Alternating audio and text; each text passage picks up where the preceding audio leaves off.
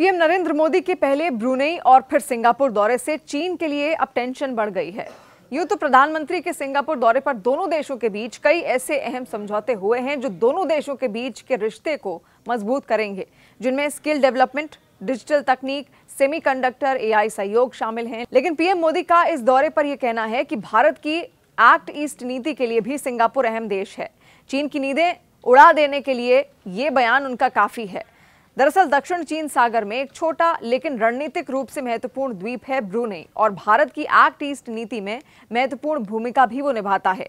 Look east policy को पूर्व प्रधानमंत्री पीवी नरसिम्हा राव ने 1992 में शुरू किया था, जिसका एक्सपेंशन है एक्ट ईस्ट पॉलिसी और प्रधानमंत्री नरेंद्र मोदी द्वारा ही इसको लाया गया है। भारत ने एक्ट ईस्ट पॉलिसी की शुरुआत नवंबर 2014 में 12वें आसियान भारत शिखर समिट के दौरान की थी। लुक ईस्ट पॉलिसी का जब शुरुआत हुई तब ये दक्षिण पूर्वी एशियाई देशों के साथ आर्थिक रूप से मजबूती पैदा करने पर फोकस्ड थी, जबकि अब एक्ट ईस्ट पॉलिसी का फोकस आर्थिक और सुरक्षा सहयोग पर है।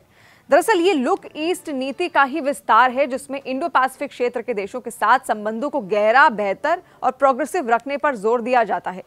लुक ईस्ट पॉलिसी का फोकस क्षेत्र केवल दक्षिण पूर्व एशिया तक था, जबकि एक्ट ईस्ट पॉलिसी का फोकस क्षेत्र दक्षिण पूर्व एशिया के साथ साथ पूर्वी एशिया तक भी बढ़ा है।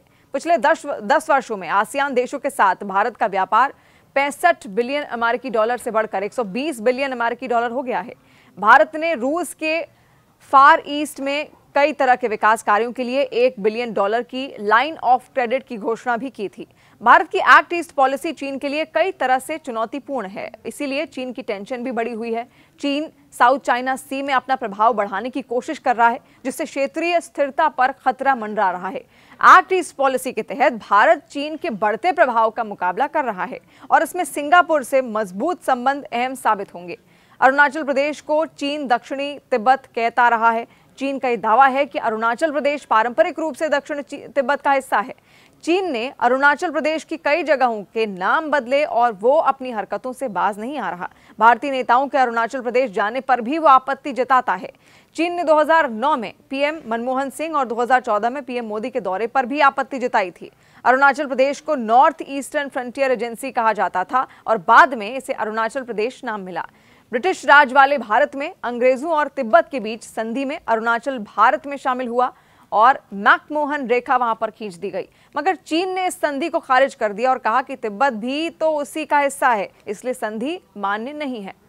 तो यही तमाम कारण है जिसकी वजह से एक्ट ईस्ट पॉलिसी जो भारत की इस वक्त चल रही है, जब से प्रधानमंत्री नरेंद्र मोदी सत्ता में आए 2014 से, उसके बाद से चीन की जो टेंशन है वो लगातार बढ़ी हुई है, क्योंकि चीन जो समुद्री सीमा है वहां पर अपना दबदबा कायम करना चाहता है। लेकिन ये जो पॉलिसी है ये प्रशांत महासागर के तमाम देशों के लिए भी उतनी ही महत्वपूर्ण है जितनी महत्वपूर्ण भारत के लिए, क्योंकि इससे चीन का जो दबदबा होगा इस क्षेत्र में वो बेशक कम होगा।